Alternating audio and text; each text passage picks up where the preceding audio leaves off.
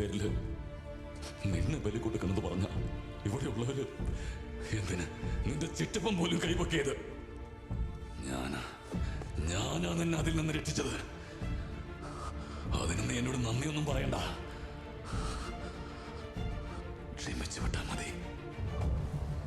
ഞാൻ ജനിച്ച അന്ന് മുതൽ ഇന്ന് വരെ നിങ്ങൾക്ക് വേണ്ടി കണക്കില്ലാതെ ആൾക്കാരെ കൊന്നു തള്ളി. നിങ്ങളുടെ വാക്ക് കേട്ട് സ്വന്തം ചെങ്ങാതിയെ പോലും ഞാൻ കൊന്നിട്ടുണ്ട്. അതെല്ലാം നമ്മുടെ തൊഴിലിന് വേണ്ടി. അതെല്ലാം വെറും ഒരു അന്ധവിശ്വാസം. എലിസയെ വെറുതെ വിട്ടേക്ക്. ഇതും നമ്മുടെ തൊഴിലിന്റെ ഭാഗം തന്നെയാ.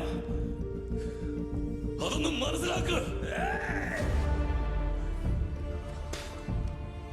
അവൾ എന്റെ സഹോദരി മാത്രമല്ല, എന്റെ കൂടെ ജനിച്ച മറ്റൊരു പാതി.